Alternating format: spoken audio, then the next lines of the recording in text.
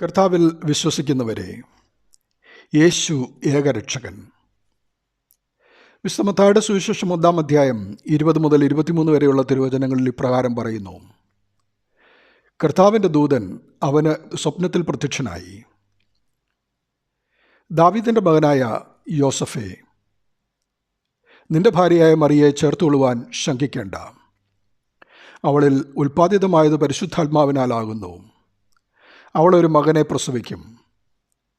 അവൻ തൻ്റെ ജനത്തെ അവരുടെ പാപങ്ങളിൽ നിന്നും രക്ഷിപ്പാനിരിക്കുന്നത് കൊണ്ട് നീ അവന് യേശു എന്ന് പേരിടണമെന്ന് പറഞ്ഞു. യേശു എന്ന വാക്കിൻ്റെ അർത്ഥം രക്ഷകൻ എന്നാണല്ലോ. കന്യക ഗർഭിണിയായ ഒരു മകനെ പ്രസവിക്കും.